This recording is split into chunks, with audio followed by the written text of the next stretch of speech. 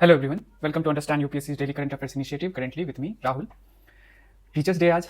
सबसे पहले आप सबको, सत्यम सर को एंड अंडरस्टैंड यूपीएससी की पूरी टीम को हैप्पी टीचर्स डे। सुबह से इनफैक्ट रात से कहूँ तो बहुत सारे मैसेजेस आ रहे हैं and I am not able to reply. Reason being की टाइम की जो कमी रहती है, बट अगेन यही इसी मीडियम से मैं कहूँगा कि आप सबको बहुत बहुत शुक्रिया इतना ज़्यादा प्यार देने के लिए। Means a lot to me, Satyam sir and हमारी पूरी टीम को, जो आप लोग इतना रिस्पेक्ट और प्यार देते हो। चलिए आज की शुरुआत करते हैं। सबसे पहले द डायमेंशन फैक्ट्री में एक नई शुरुआत हम आज से करने वाले हैं। नया सब्जेक्ट है ज्योग्राफी, जिसकी वेटेज आपको पता है 100 मार्क्स के अराउंड होता है हर साल। तो उसी को लेकर मैंने हीट मैप बनाया एंड एक महीने पहले बनाया था, तो वो मैं आप लोगों के साथ शेयर करूंगा। एंड आज का पहला क्वेश्चन हम लोग मुदिता बंसल मैम, जिनका रैंक 44 आया इस साल, आई मीन 2024 जो पेपर हुआ, एग्जाम हुआ यूपीएससी का, and C was part of our concur programme. So उनकी कॉपी हम देखेंगे एंड उससे पहले मैं हीट मैप का बता देता हूँ। And the last thing is daily जो न्यूज़ डिस्कशन है वो तो है ही, प्रीलिम्स पर्सपेक्टिव से ज़्यादा इंपॉर्टेंट है, हम सारे आर्टिकल्स को देखेंगे। बट बिफोर दैट हम आते हैं हीट मैप्स पे। हाँ, और कोर्ट सेगमेंट की बात है तो आज मुझे लगता है कि फर्स्ट डे है, शुरुआत है, तो हमें पहला दिन अच्छे से शुरू करना चाहिए। इसमें हो सकता है ज़्यादा समय लग जाए, इसलिए मैंने सोचा कोर्ट सेगमेंट जो है ना, रिज्यूम कल से पक्का हम कर लेंगे, ठीक है, जैसे पहले चलता आ रहा था। हाँ, अब इसमें एक चीज़ ऐड करनी है कि जो लोग नए हैं, फर्स्ट टाइम आए हैं या अभी ज्योग्राफी से स्टार्ट करने वाले हैं, तो अगर आप ये वीडियो देख रहे हो तो आपको द डायमेंशन फैक्ट्री जो है, जो आपको मीन्स के लिए प्रिपेयर करता है, स्पेशली टॉपर्स की कॉपीज से आंसर्स, खास करके जो हमारे कॉन्कर प्रोग्राम में जो बच्चों ने लिखा है एंड जो फ्लैश सेशंस में लिखा है, उन कॉपीज को हम लेते हैं एंड उसको आपको दिखाते हैं कि कैसे आप उससे सीख सकते हो। दूसरा, एक तो यहाँ डिस्कशन होता है कि कैसे ब्रेनस्टॉर्म करना है, क्या करना है, डिमांड क्या है, ये सारी चीज़ें हम देखते हैं बेसिक लेवल से। सेकेंडली, आपको अपनी कॉपी सबमिट करने का मौका मिलता है बिटवीन 7 to 9 PM। हमारा 2026 के लिए अंडरस्टैंड यूपीएससी का एक डेडिकेटेड ग्रुप है, और उस ग्रुप का लिंक जो है ना, जो इस वीडियो का डिस्क्रिप्शन है उसमें सेकेंड लिंक है, उस पर आपको क्लिक करना है। एंड ये जो आइकन है इस पर भी आप क्लिक करके डायरेक्ट उस ग्रुप पे जा सकते हो। दो तरीके हैं, और डेली अपने कॉपीज सबमिट कर सकते हो, और मैं ओवरऑल सबकी कॉपीज देख के एक रिव्यू दे देता हूँ कि क्या इंप्रूवमेंट हो सकती है। वैसे most of the things are discussed here only, but again I will say कि और ज़्यादा बेटर वे में, और लिखने की प्रैक्टिस आप लोग डालो, कुछ ना कुछ डेली लिखो। इसके लिए मैं कोशिश करता हूँ कि आप लोग अपनी कॉपी भी सबमिट कर सको, ठीक है। सो स्टार्ट करते हैं हीट मैप से। ये ज्योग्राफी का हीट मैप है, 2014 से लेकर 2024 तक जो है प्रीवियस ईयर क्वेश्चन को इसमें इंक्लूड किया गया है, एंड मैं इस पीडीएफ को हमारे उस ग्रुप पे प्रोवाइड करा दूंगा। और जो ब्रॉड थीम्स है ना, कहाँ से क्वेश्चन पूछे जाते हैं, उस तरह से मैंने क्लासिफाई किया है, ठीक है। जैसे पानी से रिलेटेड दो मेजर टॉपिक्स हैं, इससे सबसे ज़्यादा आपको क्वेश्चन दिखेंगे। एक तो वाटर रिसोर्सेज जो है, इनलैंड वाटर रिसोर्सेज, एंड दूसरा ओशियोनोग्राफी, ठीक है। उसी तरीके से इकोनॉमिक ज्योग्राफी से क्वेश्चन आता है, जिसमें खास करके जो इंडस्ट्रीज एंड रिसोर्सेज से, उसके लोकेशन से, इस तरह के क्वेश्चन आता है। फिर कुछ क्वेश्चन ट्रेंड्स में देखा गया, ये आपको कन्वेंशनली नहीं दिखेगा। मैंने जो हीट मैप बनाया है ना, जो कन्वेंशनली जिस तरह से कैटेगराइज किया जाता है प्रीवियस ईयर क्वेश्चन को, उससे मैंने थोड़ा डिफरेंट बनाया है। इसमें जियो पॉलिटिक्स में जैसे आर्टिक काउंसिल से रिलेटेड, आर्टिक जो रिसोर्सेज है उससे रिलेटेड क्वेश्चन आपको दिखते हैं, तो उस संदर्भ में मैंने बनाया है। और समटाइम्स आपने ये भी देखा होगा कि GS3 के क्वेश्चन GS1 में देखते हैं, ओवरलैपिंग होती है, तो उस पर्पज से मैंने अच्छे से सेग्रीगेट करा है, ठीक है। जियोमॉर्फोलॉजी है, क्लाइमेटोलॉजी है, मेट्रियोलॉजी है, then we have climate change separately बनाया है, ठीक है। एनवायरमेंटल इशूज जो है, खास करके जो माउंटेन्स इकोसिस्टम जो है वो, उसको लेकर सेपरेट बनाया है। एंड देन अर्बनाइजेशन को भी इसमें इंक्लूड किया है, ठीक है। IT इंडस्ट्रीज से कनेक्टेड या अर्बनाइजेशन, जो अर्बन फ्लडिंग होती है, या अर्बन जो सेटलमेंट्स हैं, इससे रिलेटेड जो ट्रांसपोर्टेशन है, उससे रिलेटेड जो इशूज हैं, उसको ध्यान में रखते हुए, वैसे अर्बनाइजेशन आपको पता है सोसाइटी का पार्ट है, बट ज्योग्राफी से रिलेटेड भी क्वेश्चन फ्रेम किए गए हैं, that's why I have. And different colour दिया गया है, जब आप PYQ देखोगे ना, तो उस कलर, उस ब्रॉड थीम से क्वेश्चन समझ पाओगे। अब जैसे ये ग्रीन है ना, तो ये एनवायरमेंटल रिलेटेड जो है टॉपिक्स हैं, कोरल्स। वैसे तो आप इसको ओशियोनोग्राफी से भी कनेक्ट कर सकते हैं, बट उसमें भी स्पेसिफिकली एनवायरमेंटल रिलेटेड चीज़ें हैं कि प्रोटेक्शन, कंजर्वेशन, ठीक है। सो एंड देखो ये ब्लू वाला जो है, पता है आपको, फ्रेश वाटर या उससे रिलेटेड है, कितने क्वेश्चन आपको दिखेंगे। अब देखो आइडेंटिफाई करना ईजी होगा, एक तो PYQ में थीम समझ जाओगे, और उस थीम, उन थीम्स में कितना डेप्थ जाना, ये आपको क्लैरिटी रहेगी। देखो मैंने प्रॉपरली इसको पूरी तरह से किया है, एंड इसको यूज़ करना आप लोग, बहुत मेहनत से बनाई गई है, मैं और एक बच्चे ने मिल के बनाया है, and she has help me a lot in this whole thing. And देखो क्लाउड बर्स्ट इतना न्यूज़ में रहता है, और मैंने 2 बार कवर किया है, 2024 में पूछा गया। तो यही है, आप इस चीज़ का फ़ायदा उठाएं, क्लैरिटी रहे आपको, और आप क्वेश्चंस देखो हर ईयर का प्रॉपरली, मतलब एक तो सब एरिया बताया, एंड देन क्वेश्चन की समरी बताई, क्वेश्चन भी है, आपको कहीं नहीं जाना पड़ेगा, यूज़ इट, बहुत इफेक्टिव है। 25 का कवर नहीं कर पाया क्योंकि 2025 मतलब एक महीने पहले बनाया, तब तक मीन्स नहीं हुआ था, तो मे बी आप इसको अपडेट कर लीजिएगा अपने हिसाब से, 24 तक है, ठीक है। 1 साल का ऐड करने में क्या, 1 पेज ऐड कर सकते हो, या मैं भी कोशिश करूंगा कि हो जाए, ठीक है। हाँ, तो आज ज्योग्राफी हम स्टार्ट करने वाले हैं। ज्योग्राफी स्टार्ट करने से पहले कुछ चीज़ें कहूँगा। ज्योग्राफी ऐसा सब्जेक्ट है ना कि थोड़ी टेक्निकल नॉलेज चाहिए उसमें। अब मानसून कैसे होता है, उसका क्या प्रोसीजर है, मे भी आपको नहीं पता हो, लेकिन मैं एक चीज़ कहूँगा, ज्योग्राफी की वेटेज 100 मार्क्स के अराउंड हर साल है। जैसे आपने अभी कुछ देर पहले मैंने उसको जो पीडीएफ था हम डिस्कस करे थे उसमें दिखाया, ऑलमोस्ट 100 मार्क्स, थोड़े 85 90 100 के बीच में लाई करते रहता है। सो टेक्निकल इन्फॉर्मेशन में भी आपको ना पता हो, लेकिन प्रीलिम्स के बाद जब प्रीलिम्स की प्रिपरेशन हो जाती है तब जब आप मेंस में बैठते हो तो बहुत ज़्यादा अलाइंड है प्रीलिम्स से मेंस जो है ज्योग्राफी, तो आपको सब कुछ रिवाइज्ड रहेगा ऑलरेडी, क्योंकि प्रीलिम्स में आपने इसको अच्छे से पढ़ा है होलिस्टिकली। अभी के लिए मैं ये कहूंगा कि अभी आप ना जो जिन लोगों ने ज्योग्राफी नहीं पढ़ा या कोई और सब्जेक्ट वो मेंस के लिए कर रहे हैं उनको यही रिकमेंड करूंगा कि हम ना फर्स्ट थिंग ये समझने की, सबसे इंपॉर्टेंट यही है, फर्स्ट थिंग हम ये समझने की कोशिश कर रहे हैं डायमेंशन फैक्ट्री में कि क्वेश्चन कैसे ब्रेनस्टॉर्म करना है, मतलब कि ये कोर डिमांड क्या है, डायरेक्टिव हमसे क्या एक्सपेक्ट करता है, ये एक्सप्लेन है ना। एंड देन हमें इंट्रोडक्शन कैसे टच करना चाहिए, किन पहलुओं को, किन एस्पेक्ट्स को टच करते हुए हमें एक अच्छा स्टार्टिंग देना चाहिए। देन बॉडी में आएंगे एंड मल्टीपल डायमेंशंस जो कोर डिमांड क्वेश्चन में पूछा जा रहा है उसको एड्रेस करने की कोशिश करेंगे, एंड एडिशनल जो हिडन डिमांड्स है वो भी हम ऐड कर सकते हैं। एंड देन कंक्लूजन में क्या क्या चीजें टच करनी चाहिए। तो पहला पार्ट तो ये हुआ। एंड दूसरा है इन्फॉर्मेशन जो है ना, स्पेसिफिक इन्फॉर्मेशन देना, जैसे ज्योग्राफी में। तो इसके लिए मैंने ये सोचा है कि मैं एक दिन पहले ही आप लोगों को बता दूंगा, जैसे जो उन ग्रुप्स में है, उस ग्रुप में है 2026 वाले जिसकी बात कर रहा हूँ, उसमें मैंने ऑलरेडी आप लोगों को बता दिया कि आज मॉनसून को आप लोग पढ़ लेना, थोड़ा सा एक बार देख सकते हो ना, एक टॉपिक थोड़ा बेसिक अंडरस्टैंडिंग है। एंड अगर नहीं भी पढ़ना है ना तो इस पोर्शन को तो एक को तो समझना है ना, एक तो हो गया कैसे क्वेश्चन एड्रेस करना, ये समझ जाओगे तो ये तो बहुत छोटी चीज है, कैसे एड्रेस करना, इंट्रोडक्शन, बॉडी में कैसे डायमेंशन, मैंने अभी बोला है। तो ये स्पेसिफिक जो इन्फॉर्मेशन चाहिए वो तो आप प्रीलिम्स और मेंस के बीच में ऑलरेडी आपको प्रीलिम्स में पढ़ते समय उसको कर सकते हो, या अभी एक दिन में पहले बता देता हूं ताकि आप उसको देख लो। तो for the next 2 days we are going to discuss this question, ठीक है। पहले पार्ट को एड्रेस करेंगे, मतलब आधा जो है पहला पेज कह लो, क्योंकि ये 10 मार्कर है, या आप अभी कंटेंट पे ध्यान नहीं देते, कितना भी मार्कर है आप अपने हिसाब से देख लीजिए। सो लेट अस स्टार्ट कि पहले तो आप ब्रेनस्टॉर्म खुद से करो, जो भी समझ आ रहा है, बेसिक लेवल पे हो, जीरो लेवल पे, जहां भी जो भी समझ आ रहा है, बताओ कि इस वर्ड का क्या मतलब है, इस डायरेक्टिव का। जैसे हमने लास्ट टाइम क्या किया था, एलाबरेट। पहला आपको ये करना है, आपको जो समझ आ रहा है एक्सप्लेन का क्या मतलब होगा। सेकेंड थिंग आपको बताना है कि इस क्वेश्चन का कोड डिमांड क्या है, क्या हमसे एक्सपेक्ट कर रहा है, स्पेशली बॉडी में, बॉडी पार्ट जो होता है, स्टैंडर्ड यही होता है ना, intro, body and conclusion. And the third part is जो आपको भी ब्रेनस्टॉर्म करना है, वीडियो पॉज करके, ये तीनों सुन लो, 2 या 3 मिनट लो, वीडियो पॉज करो एंड आराम से एक पेज पे आराम से उसको ब्रेनस्टॉर्म करो, बाद में आंसर लिखिएगा, अभी कोई जल्दी नहीं, अभी समझना है। And the third thing is कि इंट्रो में किन चीजों को आप टच करोगे कि अच्छा इंट्रो आप लिख सको। देखो फैक्ट्स डेटा में ज्यादा नहीं जाना, अभी इंट्रो में कौन से पहलुओं को, एस्पेक्ट को टच करोगे जो आपको क्वेश्चन से समझ आ रहा है, ठीक है। ये 3 चीजें हमें करके अभी दिखाइए आप, ओके। ब्रेनस्टॉर्म कीजिए, समझाइए मुझे ये अपनी कॉपी में, and you guys will submit this thing along with your answer. जो आज का आंसर जितना लिखोगे ना, मैं यही बोलूंगा कि एक पेज ही लिखना, आधा ही लिखना, एक डिमांड को ही एड्रेस करना है बॉडी में, कल के लिए रखेंगे वो सेकंड पार्ट, ठीक है। ये मेरा एडवाइस है, ज्यादा नहीं लिखना, कम लिखेंगे पर डेली कुछ ना कुछ लिखेंगे, सीखेंगे। हाँ, तो मैं ये कह रहा था कि आप लोग ब्रेनस्टॉर्म कर चुके हो, मैं ऐसा उम्मीद कर रहा हूं। मैं आप आगे बढ़ता हूं। देखो एक्सप्लेन वर्ड का क्या मतलब होता है, सिंपल चीजें सिंपल रखेंगे कि टॉपिक को क्लियर करना है, मतलब मुझे समझाना है topic, okay.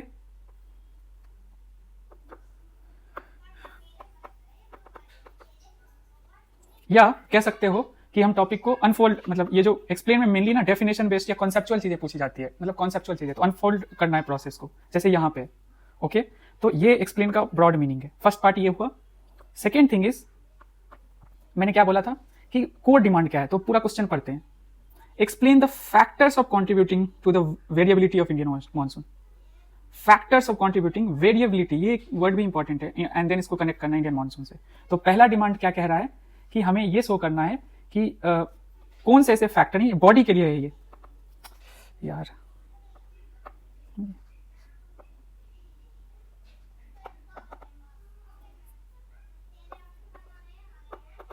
Just give me a minute, I am facing issue in, मेरा मार्कर ही काम नहीं कर रहा। चलो ठीक हो गया।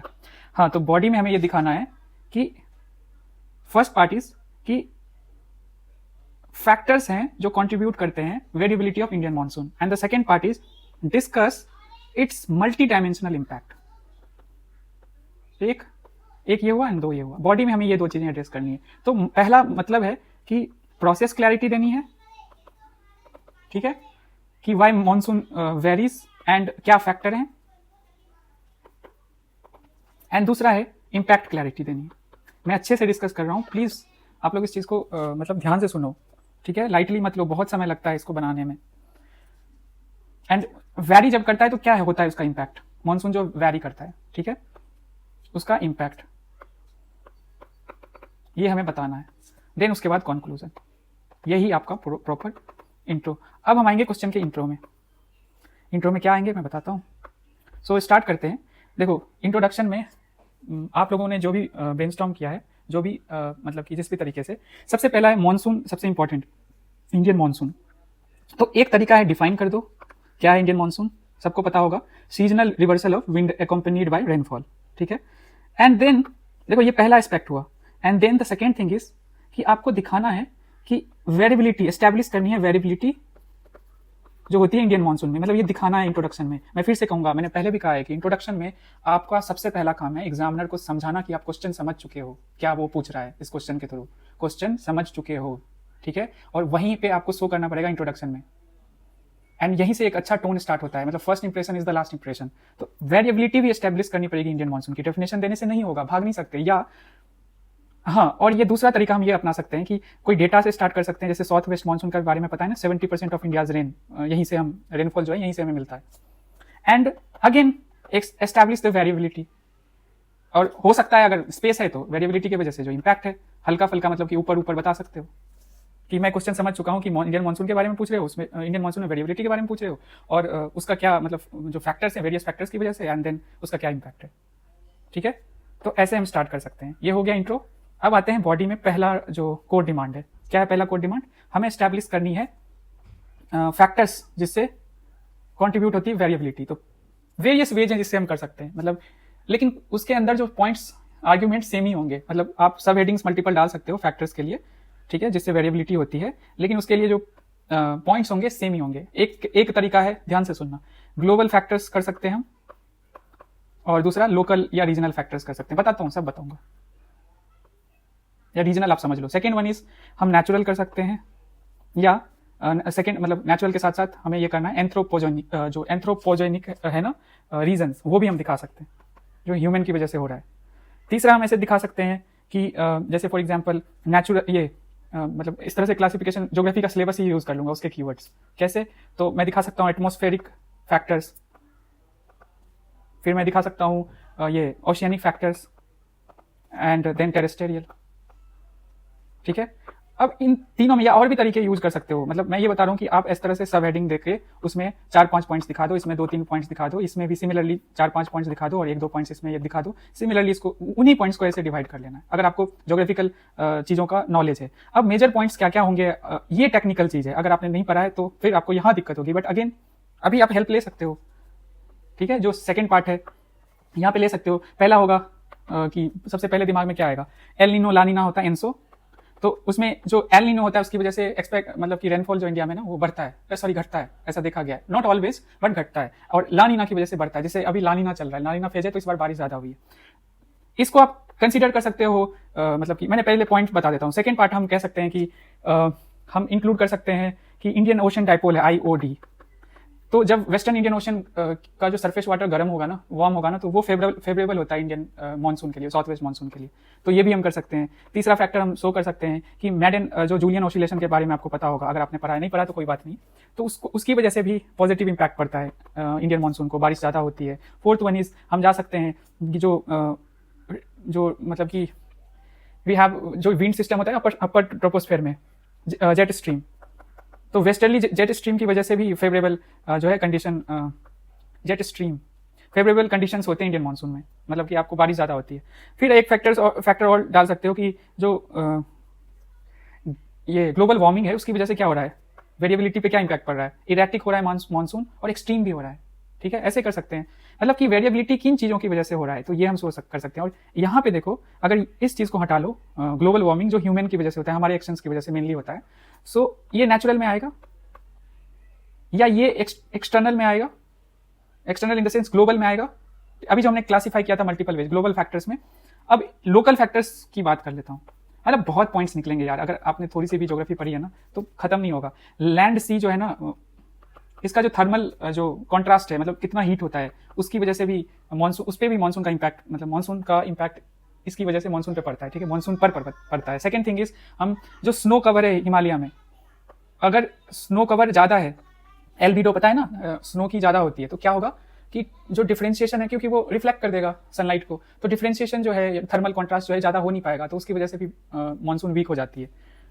तीसरी चीज़ है कि साइक्लोन्स जो होता है, ट्रॉपिकल साइक्लोन्स, इसकी वजह से भी इंपैक्ट पड़ता है, दोनों पड़ता है, पॉजिटिव भी और नेगेटिव भी।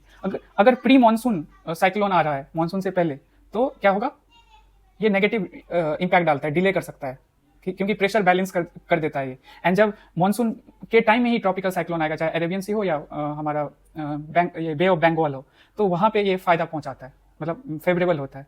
तो ये आपका है। ये टोपोग्राफी भी हम कर सकते हैं कि वेस्टर्न घाट का जो मतलब कि जो ओशियन साइड वाला एरिया है, अरेबियन सी वाला, ठीक है, तो उधर जो है आपको बारिश अच्छी होती है, वो फेवरेबल होता है मानसून के लिए, कि जो है ठहर जाता है, ठीक है, और ओरोग्राफिक रेनफॉल ज्यादा होता है, इधर जो है ड्राउट वगैरह आता है।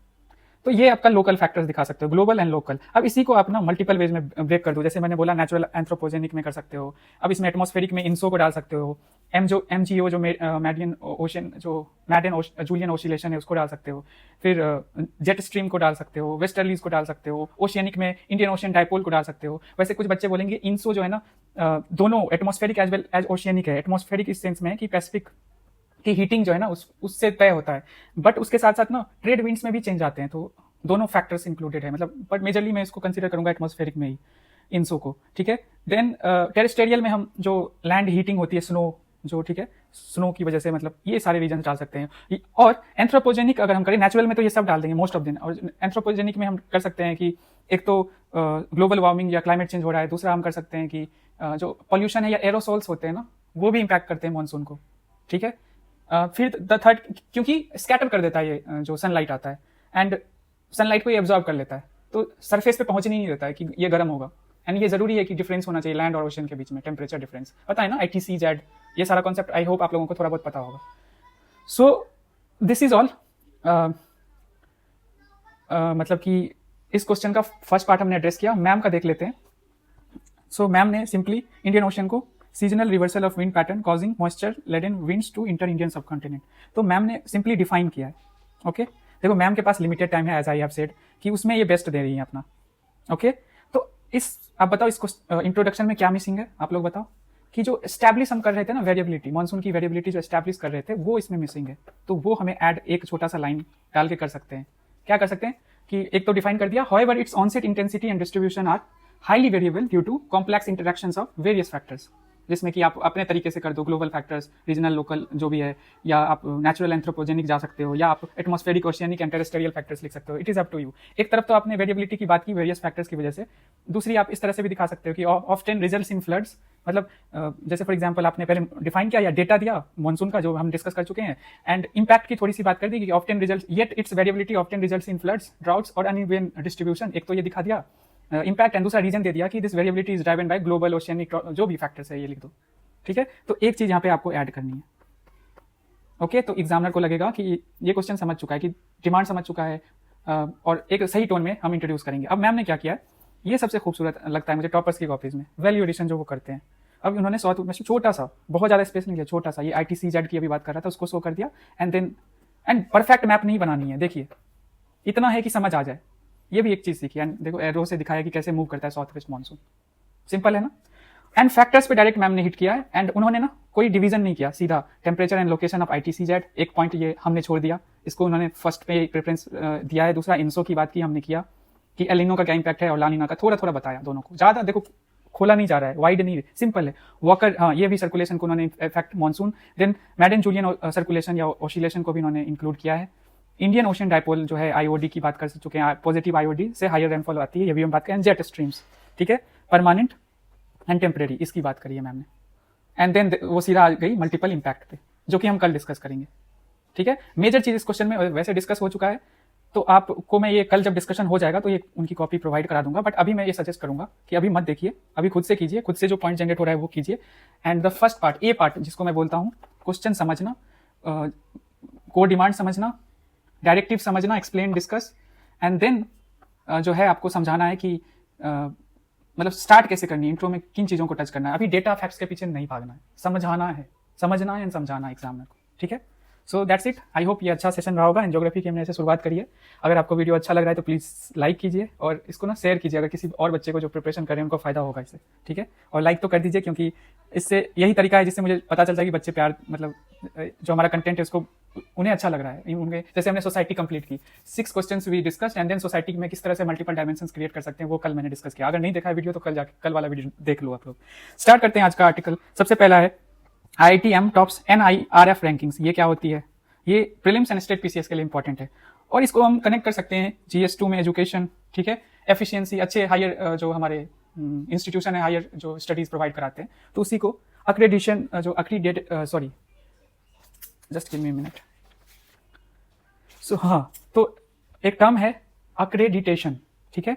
अब इस वर्ड के को भी हम समझेंगे कि इसका क्या मतलब है, कि एक तरह से ये सारी चीजें डिस्कस करेंगे आर्टिकल में सीधा जाकर। अब इसमें एक इशू है जो हमारे मिनिस्टर ने ही जो हमारे एजुकेशन मिनिस्टर है उन्होंने ही इस चीज को उठाया, and one of the parameters है जिसपे रैंकिंग दी जाती है उस पर उन्होंने क्वेश्चन मार्क लगाया, ठीक है। एंड यहाँ पे रीजनल जो है ना बाइसनेस दिखता है। तो सबसे पहले हम समझेंगे NIRF क्या है, कौन सी मिनिस्ट्री इसके जारी करती है, कब से जारी स्टार्ट होना शुरू हुआ, इसका एम क्या है, एंड जो इसके जो कैटेगराइजेशन जिस तरह से दी जाती है, पॉइंट्स दिए जाते हैं उसको समझेंगे, एंड मिनिस्टर ने क्या बोला हमारे मिनिस्टर ने, ऑल्सो इसके जो सिग्निफिकेंस है उसको समझेंगे, ठीक है। सेकेंड वन इज जो मणिपुर में जो है पीस पैक्ट हुआ है अभी कल की बात है, कुकी जो ग्रुप, तो दो ग्रुप्स हैं आपको पता है, मेटाई एंड कुकी, तो इनके बीच में ही जो कॉन्फ्लिक्ट था, इसी की वजह से मणिपुर में जो है वायलेंस लास्ट 2 ईयर से मई 2025 से स्टार्ट हुआ है। तो जो बिगनर है जिनको आइडिया नहीं मणिपुर में क्या हो रहा था, या उनको बस इनको न्यूज में पता होगा ही, बट क्यों हो रहा था, कैसे हो रहा था, उसको भी डिस्कस करेंगे, एंड देन समझेंगे कि रिसेंट जो डेवलपमेंट्स हुए हैं उसको अच्छे से समझेंगे। तो इसको आप इंटरनल सिक्योरिटी GS3 के पर्सपेक्टिव से इसको देख सकते हो, ठीक है। The Hindu page number 1। Then the third article is Singapore backs India on patrolling Malacca Strait होगा, ओके, मालाका स्ट्रेट है। तो हम पहले इसकी लोकेशन समझेंगे, क्यों ये इंपॉर्टेंट है, एंड इंडिया सिंगापुर रिलेशन में जो अभी उनके प्राइम मिनिस्टर इंडिया आए थे फॉर 3 डे विजिट, इसको भी समझेंगे, क्या डेवलपमेंट्स हुए, क्या एग्रीमेंट्स हुए, ठीक है। द हिंदू पेज नंबर 4, ये आपके प्लेसेस इन न्यूज, और ये PYQ भी मैं दिखाऊंगा, यूपीएससी प्रीलिम्स में 2011 में एक प्रीवियस ईयर क्वेश्चन आया है, मालाका पे डायरेक्ट क्वेश्चन आया है, और आप लोगों को पता है कि जो की चौक पॉइंट्स है ना उस पर क्वेश्चन यूपीएससी पूछते आ रही है, स्ट्रेट्स, ठीक है। Then let us go to the fourth article. जो नई स्टडी आई है उसमें पता चला है कि क्रूड बर्थ रेट जो है ना नीचे गई है इंडिया में, ठीक है, and TFR total fertility rate जो है वो भी उसमें भी डिक्लाइन आया है। तो हम इन दोनों कॉन्सेप्ट्स को समझेंगे जो कि प्रीलिम्स में डायरेक्ट पूछा जाता है, आप लोगों को पता होगा कि ऐसे जो population related census related terms होते हैं उसे यूपीएससी डायरेक्ट प्रीलिम्स में डालता है, पूछता है इसका क्या मतलब है, ठीक है। एंड देन जो डेटा है वो हमारे मेंस के लिए काम आएगा। ये article prelims as well as mains दोनों के लिए इक्वली इंपॉर्टेंट है। रीजन इसका ये है कि एक तरफ तो कॉन्सेप्ट क्या है जो मेजरमेंट किया जाता है, and the second part is ये जो डेटा है इसको हम यूज कर सकते हैं अपने मेंस में वैल्यू एडिशन या पॉइंट सब्सटेंशिएशन में, ठीक है। द हिंदू पेज नंबर 4 आते हैं, पहला आर्टिकल। सो जो national institutional ranking framework NIRF 2025, ठीक है, results were released where the IIT Madras secured the top overall position for the 7th consecutive year। अब ये है स्टेट PCS के लिए इंपॉर्टेंट, ठीक है। 7th consecutive year के लिए IIT मद्रास को फर्स्ट रैंक मिला है, ओवरऑल जो पोजीशन दी गई है, and also remain the best engineering college for the 10th straight year. However इस रैंकिंग में union education minister Dharmendra Pradhan साहब जी जो हैं expressed concern over the peer perception parameter which carries 10% weight in the rankings. इसका weightage 10% है, तो वो उस पर उन्होंने क्वेश्चन मार्क किया, रेज किया। ध्यान रहे कि NIRF पहले है क्या, उसको हम देखते हैं कि फुल फॉर्म पता ही है, लॉन्च्ड 2015 में एंड फर्स्ट पब्लिश 2016 में हुआ है। आई होप ये डेटा सही होगा, आई मीन सही होना चाहिए। And publish by ministry of education government of India. अब देखो मिनिस्ट्री ही रिलीज कर रही है, education ministry he, and one of the जो पैरामीटर्स है उस पर एजुकेशन मिनिस्टर ही सवाल उठा रहे हैं, ये ध्यान रहे। इंप्लीमेंटिंग एजेंसी जो है नेशनल बोर्ड ऑफ अक्रेडिटेशन जो है NBA under the MHRD, now ministry of education. पहले हुआ करती थी MHRD, human resource and development, ये मिनिस्ट्री का नाम था, अब इसको बदल दिया गया मिनिस्ट्री ऑफ एजुकेशन में, मतलब सेम ये नाम बदला गया, और ये एनुअली इसको पब्लिश किया जाता है। मतलब एक तरह से रिकॉग्निशन दी जाती है, एक तरह से गवर्नमेंट रिकॉग्नाइज करती है कि ये पार्टिकुलर हायर जो एजुकेशन प्रोवाइड कर रही है ना इंस्टीट्यूशन, वो उसकी रैंकिंग दी जाती है डिफरेंट पैरामीटर्स पे, ठीक है। तो NIRF ranks higher education institution in different categories based on 5 broad parameters। अब हर एक का 10% जो है ना वैल्यू है। तो first is teaching and learning resources, second is research and professional practice, मतलब समझ रहे हो ना, टीचिंग एंड लर्निंग रिसोर्सेज, दूसरे में रिसर्च एंड प्रोफेशनल प्रैक्टिस पे जोर दिया गया। तीसरा कैटेगरी है ग्रेजुएशन आउटकम्स, मतलब कि बच्चे जो ग्रेजुएट होते हैं वहां से उनका क्या मतलब रिजल्ट रहता है, क्या वो करते हैं लाइफ में आगे। आउटरीच एंड इंक्लूसिविटी, ठीक है। And the fifth point is, यही है प्रॉब्लम, फिफ्थ पॉइंट जो है वो ये कहता है कि परसेप्शन, पीयर परसेप्शन, ठीक है। अब पीयर परसेप्शन के साथ क्या बोला हमारे मिनिस्टर साहब ने, suggested reforms to make system more inclusive for government funded and regional institutions, ठीक है। आते हैं हम आर्टिकल में। सो 10% मार्क्स दी जाती है रैंकिंग में। NIRF should ensure that the government funded institution do not fall behind because of this yardstick. After the 2024 rankings, states and state run educational institution had alleged that the rankings जो है reflected regional bias as metropolitan education institution score higher on the peer perception, ठीक है। मतलब कि metropolitan में जो institution है वो हायर मतलब कि उनको रैंकिंग मिलती है, इस वजह से पीयर परसेप्शन की वजह से जो क्राइटेरिया है, and in comparison to the sub urban state run higher education institution, ये इशू है जिसको उठाया है हमारे एजुकेशन मिनिस्टर साहब ने। अब एनआईआरएफ की इस रैंकिंग की क्या इंपॉर्टेंस है, तो बेंचमार्किंग क्वालिटी बताती है, उसको बेंचमार्क करती है, provides a reliable framework to measure and compare institution. Second thing is promotes competition, encourages institution to improve in teaching, research and inclusivity. Third thing is informs students and parents, helps in making informed choices. Obviously inform choices में मदद करती है, आपको पता होना चाहिए कौन सा इंस्टीट्यूशन है बेटर इस रैंकिंग पे, तभी तो आप एडमिशन लोगे, ठीक है। Policy tool assists the government in identifying strong and weak areas of higher education. Fifth is, I mean, देखो ना इन रिसर्च कितना हो रहा है, ग्रेजुएशन आउटकम क्या है, तो इस पे पॉलिसी बन सकती है ना, टीचिंग कैसी हो रही है, इन क्राइटेरिया को ही देखिए। इंटरनेशनल विजिबिलिटी भी है, strengthens India's position in global education rankings, हम इस तरह से रैंकिंग देते हैं तो पता चलता है ना दुनिया को भी कि टॉप कॉलेजेस कौन है इंडिया में। एंड देन अकाउंटेबिलिटी इंक्रीजेज, मतलब इन कॉलेजेस की अकाउंटेबिलिटी, ठीक है। मैंने एक मेन्स क्वेश्चन डाल दिया है, आप इनको कोशिश करना सॉल्व करने का। सेकंड आर्टिकल पे हम आते हैं। The second one is Manipur वाला क्राइसिस, जो लास्ट 2 ईयर से न्यूज में है, लगातार बहुत सारी चीजें हुई है। तो अभी रिसेंट में अच्छी खबर आई, बहुत अच्छी खबर आई। तो जो 2 सबसे इंपॉर्टेंट ट्राइब्स हैं मणिपुर में, उनमें से कुकी जो ट्राइब है, जो कि देखो मणिपुर में क्या है, मैं थोड़ा सा ज्योग्राफी बताता हूँ, ओवरऑल ज्योग्राफी बताता हूँ आपको, कि ये वैली है सेंटर में and this is the hilly areas. तो हिली एरियाज में ना कुकी लोग रहते हैं, कुकी ट्राइब रहती है मेजरली, नॉट ऑलवेज ट्रू कि ये सही होगा। एंड जो वैली है ना, इम्फाल वैली, यहाँ पे मेटाई ग्रुप रहती है, ठीक है, यहाँ ओके। तो इन्हीं के बीच में अभी इश्यूज है जो चलता आ रहा है एंड लॉन्ग टर्म चलता आ रहा है। तो मैं थोड़ा सा पहले मणिपुर में क्या डेवलपमेंट्स हुई है, रीजन क्या है, इस चीज को समझा देता हूं, अगर कोई बेसिक लेवल से समझना चाहे तो। थर्ड में को क्या होता है, large scale ethnic violence broke out in Manipur between the Meitei जो वैली ड्वेलिंग जो ट्राइब है एंड कुकी जो ट्राइब जो हिली ड्वेलिंग मतलब हिल्स में रह रहे हैं, मैंने अभी बताया। अब ट्रिगर पॉइंट क्या था जिसकी वजह से वायलेंस स्टार्ट हुआ, तो a protest by all tribal students union जो मणिपुर की है, opposing the Manipur High Court's direction to consider granting scheduled tribe status to Metais. So मेटाई को ना हाई कोर्ट के एक जजमेंट में जो है एसटी का दे दिया गया, मतलब कि दर्जा। अब इसी को लेकर जो एक प्रोटेस्ट शुरू हुआ एंड इस प्रोटेस्ट में कुकीज ग्रुप भी होंगे, अच्छे खासे होंगे, एंड इसी की वजह से कॉन्फ्लिक्ट शुरू हुआ कि उनको नहीं मिलना चाहिए एसटीज का जो दर्जा है, किसको, मेटाई को, जो वैली में रहते हैं। अब की डेवलपमेंट्स हम देख लेते हैं अभी तक। एथनिक क्लासेस क्या हुए, protest escalated into arm conflict leading to killings, ये सारी चीजें हैं, ठीक है। Then we have violence spread across Imphal valley and hill districts, समझ रहे हो ना, हिल डिस्ट्रिक्ट्स में ज्यादा किन की पॉपुलेशन है, मेजोरिटी कुकी की है। अब जो ह्यूमैनिटेरियन इम्पैक्ट है ना, उसमें ओवर 200% जो लोग हैं, मेरे हिसाब से इससे ज्यादा लोग मर गए हैं इसमें। Around 60,000 displaced, many living in relief camps, thousands of homes and places of worship destroyed. अब इसके बाद सिक्योरिटी रिस्पॉन्स हम देखते हैं कि आर्मी एंड पैरामिलिट्री फोर्सेस को डिप्लॉय किया गया है, इंटरनेट को बैन कर, मतलब मोस्टली बैन रखा जाता है, इम्पोज, ठीक है, कभी कभी इसको ओपन किया जाता है। कर्फ्यूज इन्फोर्स्ड इन वायलेंस हिट एरियाज। अब सोशियो पॉलिटिकल डिवाइड जो है अगेन मेटाई एंड कुकीज के बीच में है, तो ये land rights and ST status चाहते हैं मेटाइज, जो कि हाईकोर्ट ने इनको दिया भी है अपने ऑर्डर में, जो एसटी स्टेटस है। एंड दूसरा है cookies demand protection of their autonomy and identity, और इसी की वजह से मिसट्रस्ट डेवलप हुआ एंड जो है वायलेंस स्टार्ट हुआ। अब गवर्नेंस एंड जुडिशियल एक्शन देखे तो सुप्रीम कोर्ट ने जो इस तरह से गवर्नमेंट ने डिसीजंस लिए उस पर फटकार लगाई और स्टेट मशीनरी को क्रिटिसाइज किया कि failure of law and order, ठीक है। एन बीरेन सिंह की गवर्नमेंट थी, तो उनकी जो है पार्टी वैसे भी, पार्टी कह रहा हूँ, गवर्नमेंट वैसे भी जा चुकी है, जो है प्रेसिडेंट रूल रख चुका है मणिपुर में। Centre appointed security adviser and peace committees to ease tensions. अब रिसेंट मूव क्या हुआ है कि जो ट्राइब है ना, कुकीज ट्राइब, उन्होंने एक एग्रीमेंट साइन किया है, कह सकते हैं उसको सीज फायर एग्रीमेंट, जिसको बोलते हैं suspension of operations, Kuki tribe के साथ। तो 3 स्टेक होल्डर्स हैं, एक तो सेंट्रल गवर्नमेंट, दूसरा मणिपुर में जो अभी गवर्नमेंट है, मतलब कि मणिपुर की जो अभी तो सीएम नहीं है, तो एक तरह से गवर्नर हुए उनके representative, and the third is जो कुकी ट्राइब है। वैसे स्टेक होल्डर मेटे भी है और भी हैं बहुत सारे, बट इन तीनों के बीच में एग्रीमेंट हुई है, ठीक है। एंड एग्रीमेंट जो स्टार्ट हुई है उस पर हम आते हैं, मेन चीज आते हैं क्या है, तो union home ministry and the Manipur government have signed a suspension of operation. इसको हम समझेंगे अच्छे से, ये 2008 में भी था और अभी रिसेंट रिवाइज हुआ है 2025 में, इस दोनों को हम समझेंगे अच्छे से, ठीक है।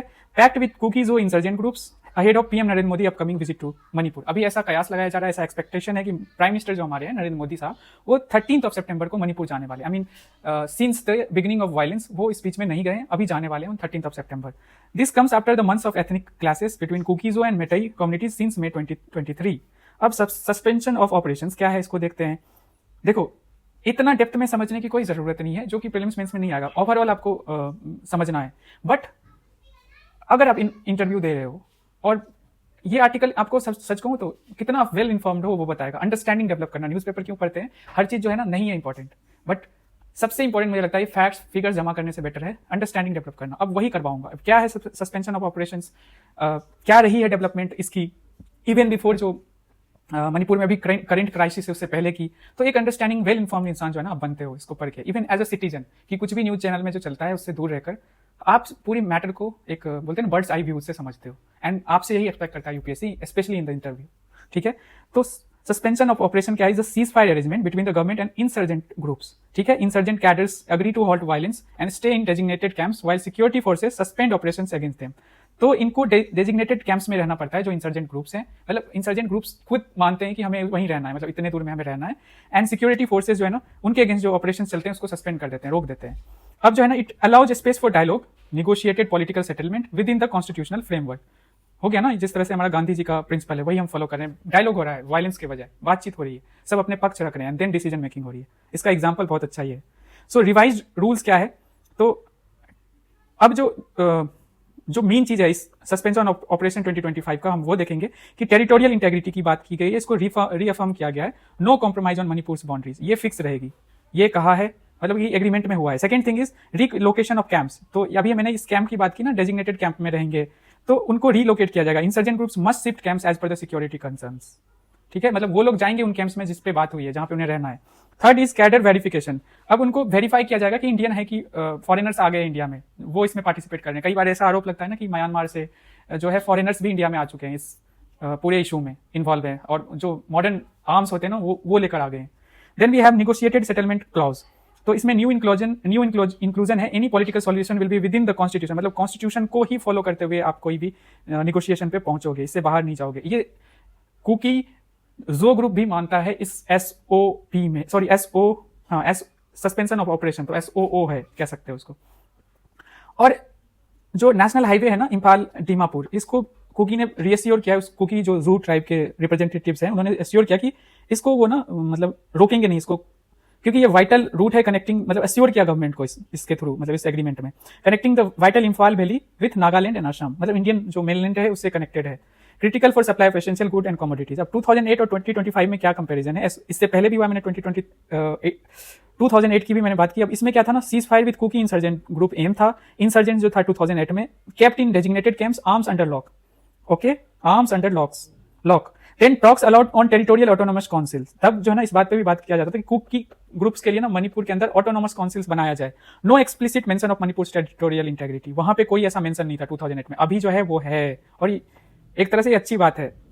Focus containing militancy not deeper political settlement, उस समय में ये फोकस था। अब इस बार क्या है कि पीस तो चाहिए ही मणिपुर में आफ्टर 2020 एथनिक वायलेंस, उसके साथ साथ टेरिटोरियल इंटेग्रिटी ऑफ मणिपुर को रीअफर्म किया गया है। No demand for separate administration, ऐसा नहीं आया कुकी के साइड से। Settlement only within the constitution of India. Insurgent camps to be relocated, cadres verified किया जाएगा, फॉरेनर्स जो है उसमें इंक्लूड नहीं होंगे ऑब्वियसली।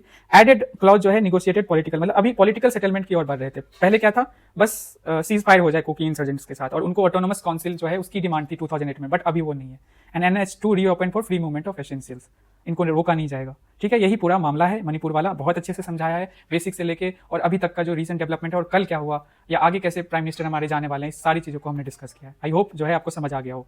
नेक्स्ट आर्टिकल है Singapore backs India on patrolling Malacca Strait. अब देखो पहले मालाका स्ट्रेट देख लेते हैं, ये है हमारा प्यारा इंडिया, ओके।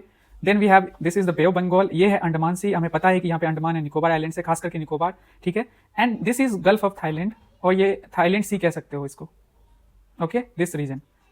तो अब देखो इसमें दो टर्म्स हैं, एक तो करा इस्थमस है and second one is Malacca straight. PYQ आया है, ओके। सो वेट एक मिनट, हाँ, तो ये जो एक तो पहले स्ट्रेट होता क्या है, दो बड़े वाटर बॉडीज को जो एक छोटा सा पतला सा वाटर बॉडी कनेक्ट करे उसको हम बोलते हैं स्ट्रेट। अब ये अंडमान सी हो गया, या कह लो मेजरली इंडियन ओशियन हो गया, and this is South China Sea, या कह लो मेजरली ये पार्ट है पैसिफिक का हिस्सा मान सकते हैं इससे इसको। तो इसको कनेक्ट करता है, और दुनिया का 25% जो है ना ग्लोबल ट्रेड इसी रूट से जाता है। तो इंडिया जो है ना चाह रहा है कि पेट्रोलिंग की जो है ना शुरुआत करे। जब ये 4 कंट्रीज मान जाएंगे ना, तो उसमें सिंगापुर ने मान गए, अभी 4 कंट्रीज यहाँ पे पेट्रोलिंग करते हैं, 4 स्टेक होल्डर्स मेन है। पहला है मलेशिया, देख लो मलेशिया कहाँ है, this one is Malaysia. Second one is Indonesia, ये रहा इंडोनेशिया आपका, ठीक है। Then the third one is we have Thailand, ये है Thailand. And the fourth one is ये छोटा सा सिटी स्टेट सिंगापुर, ठीक है। आप लोगों से क्वेश्चन है कि क्या सिंगापुर एक आइलैंड है या मतलब कि ज्वाइंट टेरिटरी है, इस तरह से, ये जो मलेशियन पेनिनसुला है, मलाई पेनिनसुला जो बोलते हैं, मतलब उसके साथ बॉर्डर वाला ये सी बॉर्डर है या लैंड बॉर्डर है, मुझे ये जानना है, क्वेश्चन है आप लोगों के लिए, थोड़ा सा जूम करके देखिएगा, ठीक है। तो अब इसमें हम देखते हैं क्या है इंपॉर्टेंट, ये आपका PYQ है जो आपको सॉल्व करना है 2011 का। अब कंटेक्स्ट देखते हैं कि India and Singapore have agreed to deepen cooperation in maritime, ठीक है, security with Singapore acknowledging India's plans to patrol the Malacca Strait. Singapore इस चीज को मतलब कि एक्नॉलेज करता है इंडिया करे जो है patrolling. One of the world's busiest and most strategic जो लेन्स है। This development came during PM Narendra Modi meeting with Singapore. अभी आए वो 3 डे विजिट पे। और भी चीजों पे हम मतलब कि एग्रीमेंट्स हुए हैं या कह सकते हैं डिपेंड हुए हमारे टाइज विद सिंगापुर, बट सबसे ज्यादा न्यूज में यही रहेगा और हमारे लिए भी, क्योंकि UPSC प्रीलिम्स में लोकेशन वाला क्वेश्चन आता है एंड क्वेश्चन ऐसा आता है कि सेम क्वेश्चन आया है जो कि आपको यहाँ दिख रहा है, देखो मलाक्का स्ट्रेट पे आया एंड देन करा इस्तमस पे आया, इन दोनों को देखेंगे क्या है। So first of all straight क्या होता है कि एक नैरो वाटर बॉडी है, जो बच्चे नहीं हैं उनके लिए कनेक्टिंग 2 लार्जर वाटर बॉडीज, जैसे स्ट्रेट ऑफ मलाक्का है ना, कनेक्ट करता है अंडमान सी को साउथ चाइना सी से। देन वी हैव इस्थमस, ये क्या होता है कि एक narrow land strip connecting 2 larger land masses and separating 2 water bodies, ठीक है। जैसे यहाँ देखो ये करा इस्थमस है। चलो मैं होमवर्क दे दूं क्या, दूसरा क्वेश्चन आप लोगों के लिए कि जो ये करा इस्थमस है ना, किन 2 कंट्रीज, आई मीन सामने से ही मुझे दिख रहा है पर फिर भी मैं पूछ रहा हूँ कि किन 2 कंट्रीज से ये पास करेगी, जिससे ये जो स्ट्रिप लाइन है ना, मतलब ये डिस्टेंस कम हो जाएगा, डायरेक्ट हम जा पाएंगे, इतना हमें इससे नहीं जाना पड़ेगा, ठीक है। ठीक है, तो 2 बड़े जो है इस्थमस क्या होता है, 2 बड़े लैंड जो होता है इसको कनेक्ट करता है लैंड मास को, ठीक है। So a narrow land strip connecting 2 larger land masses and separating 2 water bodies, ठीक है। ये है जैसे पनामा, आपने देखा होगा वर्ल्ड मैप में कि नॉर्थ अमेरिका साउथ अमेरिका को कनेक्ट करता है। मलाक्का स्ट्रेट पे आते हैं, लोकेशन क्या है, बिटवीन मलाई peninsula and Sumatra island, Indonesia के बीच में है, ठीक है। इंपॉर्टेंस क्या है, 25% ग्लोबल ट्रेड इधर से ही गुजरती है। Vital for energy security, a large share of India, China, Japan oil and LNG imports pass through here, ठीक है। स्ट्रेटेजिक चेक पॉइंट है ये, any disruption impact global trade, अगर पेट्रोलिंग की पावर दी गई है एंड सपोज चाइना के साथ इंडिया का कुछ होता है इशू फ्यूचर में, तो मे बी इंडिया इस पॉइंट को यूज करे, ठीक है। इसीलिए चाइना का इन्वॉल्वमेंट इंडियन ओशन में इतना ज्यादा बढ़ गया है क्योंकि उसकी एनर्जी सिक्योरिटी के लिए इंपॉर्टेंट है और गल्फ कंट्री से जो ऑयल खरीदते हैं तो यहीं से वो पास करेगा ना। सिक्योरिटी कंसर्न भी देख लो, piracy, smuggling, terrorism and increasing Chinese naval presence, ठीक है। इंडिया के लिए ये इंपॉर्टेंट है। अब समरी क्या है कि Singapore supported India's proposal to patrol the Malacca Straits, enhancing maritime जो कॉर्पोरेशन सिक्योरिटी कॉर्पोरेशन है। Second, India and Singapore sign 5 agreements, 5 agreement है, जिसमें से एक पेट्रोलिंग वाला एग्रीमेंट है, including on green energy export, India export करना चाहती है ग्रीन एनर्जी, ठीक है। Second is AI, automation and advance manufacturing, ठीक है। और डिफेंस टेक्नोलॉजी कॉर्पोरेशन पे भी जोर दिया गया है, to expand in areas like quantum computing, unmanned vessels and submarine rescue, ठीक है। ये है डेवलपमेंट, ये मेंस के लिए आपके लिए इंपॉर्टेंट होता है ये पॉइंट, 5 एग्रीमेंट जो इंडिया सिंगापुर रिलेशनशिप बेटर हो रहा है। And you know Singapore ASEAN का पार्ट है, बहुत इंपॉर्टेंट पार्ट है, एक डेवलप्ड मतलब सिटी स्टेट या कंट्री में इसको हम कंसिडर कर सकते हैं। और आपको बताना है कि आसियान कौन से डिक्लेरेशन से बना है, मतलब कि इसकी एस्टेब्लिशमेंट हुई and founding members of ASEAN, founding members पूछ रहा हूँ, not all the members currently, ठीक है, ये क्वेश्चन है। तो फिर the Malacca straits are currently patrolled by ये जो 4 कंट्रीज है, मलेशिया, इंडोनेशिया, थाईलैंड, सिंगापुर, ये चारों भी मेंबर हैं आसियान के। India expected to join in coordination. अब इंपॉर्टेंस क्या है पेट्रोलिंग की, पहला energy security, protects vital sea lanes carrying oil and LNG to India, ठीक है। Second is counter China's influence, helps India project power in the Indo Pacific, balancing China's naval assertiveness. देखो energy security की जहां तक बात की जाए तो इंडिया के लिए इतना मैटर नहीं करता है, ये चाइना के लिए ज्यादा, या साउथ एशियन कंट्रीज कह लो, या जापान कह लो, साउथ कोरिया कह लो, उनके लिए ज्यादा ये मैटर करता है। इंडिया के लिए बहुत कम, क्योंकि इंडिया तो ऑलरेडी ये अरेबियन सी है, ये रहा मतलब कि हम मुंबई यहाँ पे है, ये मुंबई रहा, ये गुजरात रहा, खांडला, तो यहाँ पे डायरेक्टली ज्यादा डिस्टेंस जाना भी नहीं पड़ता है। तो इंडिया के लिए नहीं, और कंट्री जो साउथ एशियन या ईस्ट एशियन कंट्रीज है उनके लिए इंपॉर्टेंट है। फिर काउंटर करता है चाइना का influence, helps in India's project power in Indo Pacific, balancing, ये सबसे इंपॉर्टेंट है इंडिया के लिए, मे बी यही एक रीजन, सबसे स्ट्रॉन्ग रीजन रहा होगा। Maritime security, prevents piracy, trafficking and illegal activities and strategic leverage, इसी से इसको कनेक्ट कर सकते हैं कि स्ट्रेंथन करता है India's role in Indo Pacific, मतलब कि क्या इंपॉर्टेंस है, ऐसे मीन्स में आ सकता है मलाक्का में पेट्रोलिंग का, ठीक है। एंड रीजनल डिप्लोमेसी के लिए बूस्ट करता है ties with ASEAN states, specially Singapore, Malaysia and Indonesia, ठीक है। Ocean initiative and Quad vision of free open, जो इंडिया इस चीज को प्रमोट करता है। Next article is India's birth rate down first dip in, इसमें 3 चीजें मुझे डिस्कस करनी है। पहला बर्थ रेट होता क्या है, क्रूड बर्थ रेट होता क्या है, ठीक है। Then we will come to total fertility rate, पहले भी डिस्कस कर चुके हैं, इसको भी देखेंगे। एंड थर्ड जो डेटा है, मतलब पहला इससे रिलेटेड डेटा, सेकंड इससे related data, and the third data is regarding जो एल्डरली पीपल की पॉपुलेशन है उसमें क्या इंपैक्ट पड़ा है। सो अभी रिसेंटली ना सैंपल सर्वे हम देख लेते हैं, क्या नाम है लेटेस्ट जो है sample registration survey, SRS statistical report 2023 release by office of registrar general of, जो कौन से मिनिस्ट्री के अंदर आते हैं, ministry of home affairs, shows a decline in India's population growth indicators, कहां डिक्लाइन हुआ ये देखेंगे। पहले ये प्रीलिम्स के लिए इंपॉर्टेंट है, क्रूड बर्थ रेट क्या है, टोटल फर्टिलिटी रेट क्या है, ये समझेंगे। ओके, सो लेट अस सी क्रूड बर्थ रेट क्या होता है कि has dropped it's lowest in recent years, अच्छा ये पूरा दिया हुआ है। Total fertility rate for the first time in 2 years dipped मतलब 2 ईयर्स मतलब 2023 का ये है, और 2021 एंड 22 के कंपैरिजन में 2023 में ये डिप किया है TFR। एंड ये हाईलाइट करता है demographic shift in India. The report also captures the rising share of elderly population which indicates India is moving towards ageing society. ठीक है, अब देखते हैं क्रूड बर्थ रेट क्या है। Number of live birth in year पर 1000 people in a population, मतलब 1000 लोगों पे कितने लाइव बर्थ हो रहे हैं, कितने बच्चों का जन्म हो रहा है। ठीक है, देन टोटल फर्टिलिटी रेट क्या है कि average number of children of women expected to give birth to during her reproductive year होती है ना एक वीमेन की, उसमें कितने बच्चे को ऑन एन एवरेज वो जन्म देती है, उसको हम TFR कहते हैं। एंड रिप्लेसमेंट लेवल TFR क्या होता है कि एक जनरेशन का जितना नंबर है उतना दूसरा जनरेशन का भी सेम नंबर हो, तो उसके लिए आपको 2.1 होना चाहिए TFR, ये रिक्वायरमेंट है। अब हम आते हैं डेटा पे क्या चेंजेस हुए हैं। तो पहला है क्रूड बर्थ रेट जो है इंडिया में डिक्लाइन करता है, 9.1 पे आ चुका है 2022 में 9.1 था, जो कि 2023 में 8.4 पे आ चुका है, तो डिक्लाइन हुआ है। दूसरा है जो TFR है इंडिया में पिछले 2 सालों की तुलना में 2023 में 1.9 पे आ चुका है। ठीक है, and it was constant in 2021 and 2022, that is 2.0 था। Then we have highest CBR जो है क्रूड बर्थ रेट बिहार का है 25.8 मतलब कि पर 1000 जो पॉपुलेशन है। लोएस्ट जो है तमिलनाडु में 12 है। ये डेटा आपको मेंस के लिए इंपॉर्टेंट है, ये सारा डेटा आपका मेंस के लिए इंपॉर्टेंट है। ठीक है, so next thing is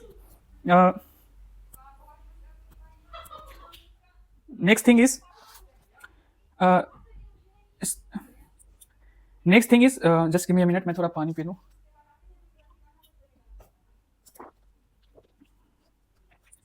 states with TFR above replacement level देखें तो बिहार सबसे ज्यादा 2.8, उत्तर प्रदेश 2.6 एंड मध्य प्रदेश 2.4 है, एंड राजस्थान देखो ऑन एन एवरेज बिहार जो है 2.8, हमें जरूरत है 2.1 की, तो यहाँ पॉपुलेशन अगर मेजर स्टेट्स में देखो तो ये बढ़ रहा है। देन वी हैव स्टेट्स जो है लोएस्ट TFR में देख लो, दिल्ली का, वेस्ट बंगाल का, तमिलनाडु का, ये रहा है। तो हमें ये जानना है शुरू के 1-2 स्टेट्स इंपॉर्टेंट है, एंड ओवरऑल इंडिया का कितना ये इंपॉर्टेंट है, दैट इज 1.9। ठीक है, ये हो गया। Then we have the third thing is elderly population जो है ना वो 0.7% बढ़ गया है, एंड टोटल इंडिया का जो एल्डरली पॉपुलेशन है आउट ऑफ 100% 9.7% हो गया है। ठीक है, Kerala has the highest proportion, मतलब उनकी जो पॉपुलेशन है उसमें 15% एल्डरली है, एंड लोएस्ट प्रोपोर्शन आपको असम, दिल्ली एंड झारखंड में दिखेगा। यही है पूरी स्टडी, इसको लिख लेना जरूर, मीन्स में इंपॉर्टेंट है, पॉपुलेशन से रिलेटेड। ठीक है, डेमोग्राफिक डिविडेंड से रिलेटेड क्वेश्चन आते हैं तो वहां पे ये सब चिंता की बात है, मतलब डेमोग्राफिक डिविडेंड के लिए या एजिंग पॉपुलेशन जो है हमारी बढ़ रही है, तो हमें करंट डेटा देना चाहिए। आज का प्रीलिम्स का जो प्रैक्टिस क्वेश्चन ये है, आप इसको पॉज करके प्रैक्टिस कर लो, बहुत सारे बच्चे करते हैं।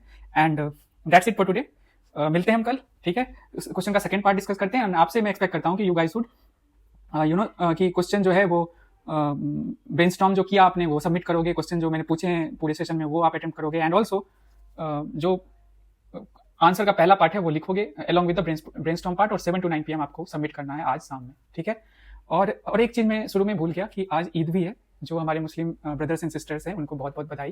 एंड मतलब कि सुंदर सा ये इंडिया का कल्चरल बोलते हैं डाइवर्सिटी कितना अच्छा है कि वी विल सी कि अभी गणेश चतुर्थी हुआ, देन ईद है, फिर से कोई फेस्टिवल आएगा, कितनी अच्छी बात है कि मतलब we have so many things to celebrate, फालतू में हम लोग लड़ते रहते हैं। ठीक है, सो दैट्स इट, मिलते हैं कल, all the best and happy teachers day to all of you. मतलब आप लोग भी टीचर हैं, आपके आंसर से भी मैं सीखता हूँ तो अच्छा लगता है, मतलब we are teacher and learner at the same point. ठीक है, बाय, टेक केयर,